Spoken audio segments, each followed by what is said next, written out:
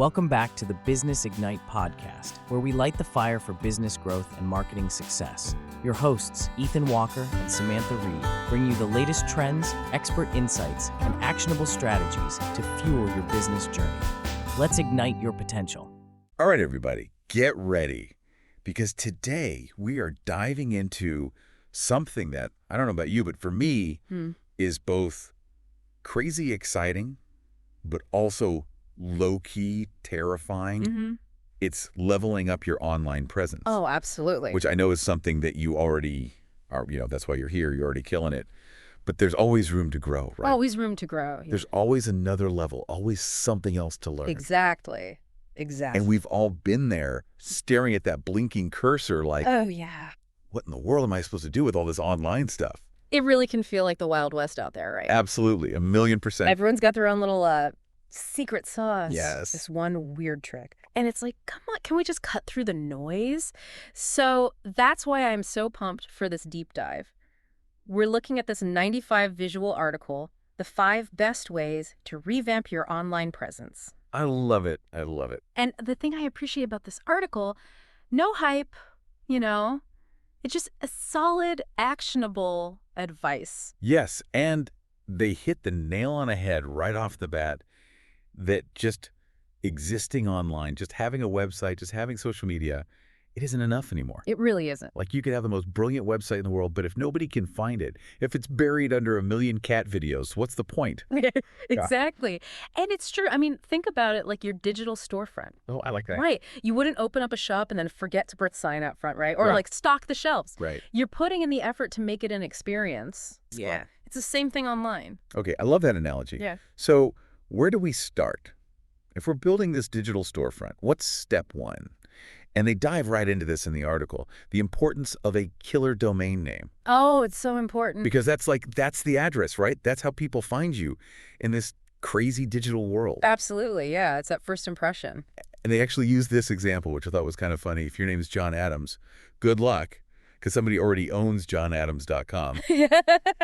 Yeah, prime real estate. It's gone. Hey. But it illustrates a bigger point. You've got to be memorable. You want something that's short, catchy, relevant to what you do. I think about all those times I've tried to find a website and it's like dashes and numbers. And I'm like, I'll never remember this. You're never going to find it again. Never going to find it. So what's the advice there? So number 1, ditch the hyphens, ditch the numbers if you can. Make it easy to say, easy to type. Don't be afraid to get a little creative. Play with words, especially if it fits your brand, your style. Okay, I love that. And here's a pro tip from someone who's seen it 1,000,000 times. Secure the variations. Oh, yes. Get the .net, the .org. Even if you don't use them right away, it's about protecting your brand. Yes, because I have done those searches where I'm like, wait, is this the same company? Right. Did I imagine this? Yes. Am I on the wrong internet? Okay, so we've got the address. Now we need to talk curb appeal. We're talking the website itself. And of course, the article goes into this, clear purpose, using the right keywords and being mobile friendly, all that good stuff. But how do we actually make that happen? Right, because we can't all become SEO gurus overnight. Exactly. So let's break it down. We all know keywords are important, right? But it's not just about cramming them in wherever you can. It's about strategy. You want to think about what people are actually typing into that search bar. Yeah. Think long-tail keywords, longer phrases, more specific. So instead of just photographer, it's wedding photographer in your city. Right. You're speaking directly to what people are looking for. And guess what? This applies to those online profiles we were talking about earlier, too. Which, we'll get into that. It's good to know it all ties together. It does. It's all connected. So many times I feel like articles just sort of mention keywords in passing, and it's like, but how? You actually broke that down in a way that's actually helpful. I'm taking notes. I'm glad to hear that. And honestly, don't even get me started on mobile responsiveness. Oh, yeah. It's 2024, people. Your site can't just be viewable on a phone. It needs to be an experience. Easy to navigate, easy to read, quick to load. Think about it. When was the last time you actually sat down at a desktop to browse the web? It's true. It's true. Okay, example, we're recording a podcast right now. Right. But you get the point. It's all about the mobile experience these days. It's like, when was the last time you even separated from your phone for more than 5 minutes? Oh my goodness, don't even get me started. It's scary. Right. But also kind of awesome. It really is. It's kind of wild when you think about it. Yeah. It is. It is. Okay, so this actually brings us to, I think, another aspect of online presence that a lot of us, we breeze over it. We don't think about it too much.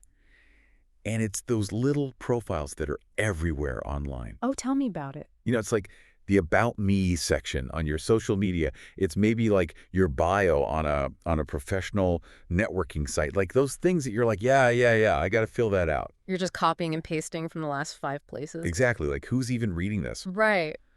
But this article actually made me stop and think about that, because they highlighted that a lot of times those profiles, those little blurbs, those are actually the first thing that people see after they've clicked on your website or they've gone to your social media. That's so true, because you click and then the first thing you do is look for, who is this person? Yes, the story. Yes. And so are you putting your best foot forward in that little tiny space? It's like that moment, when you're at a networking event. Yes. And you finally get up the courage to talk to someone. Yeah. You're not going to mumble through your introduction. Right. You're going to put yourself out there. Yeah. Make it count. Exactly. Yeah. And here's the thing.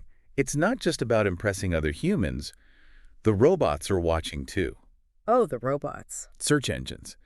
They're looking at those profiles. They're looking for consistency. They're looking for those keywords again, and they're trying to figure out if you're the real deal. They want to know if you're legit.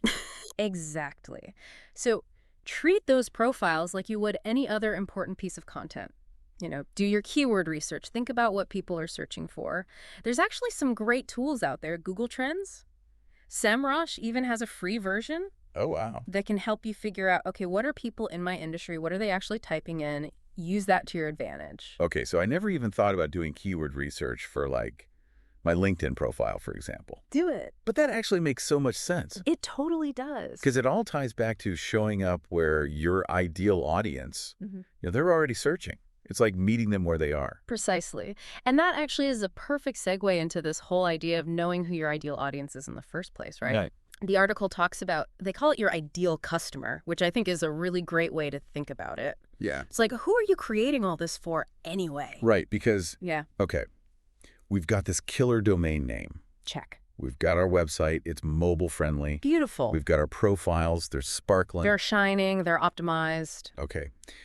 But now we actually have to create the content. We've got to put something out there. And I'll be honest, this is where I personally start to feel a little bit overwhelmed. Oh, 100%. Me too. It can be a lot, Yeah. especially when you're juggling a million other things, which, let's be real, who isn't? But that's where I think this idea of really understanding your ideal customer, it's a game changer because it gives you a focus. So instead of just throwing spaghetti at the wall and hoping something sticks, you're creating content that's actually meaningful. So ask yourself, who are you trying to reach?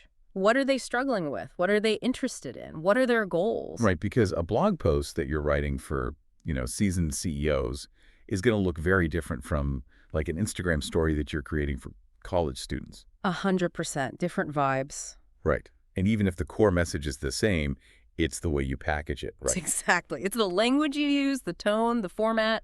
It all matters. And, this might sound kind of old school, but a little bit of market research can go a long way here. And I'm not talking about hiring a fancy firm or anything. Just spend some time. Where does your ideal audience hang out online? Are there certain forums, certain social media groups, certain websites that they all seem to gravitate towards?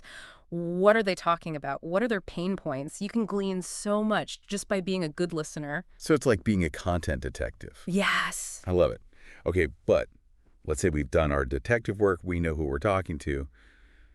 How do we actually create all this content on a regular basis? Because that's another thing, right? It's like, okay, great. I have to post on Instagram 3 times a week. I have to get a blog post up. I have to, send out an email newsletter. It can feel a lot. The article talks about using a content calendar. Is that really necessary? It's not about adding more to your plate, honestly.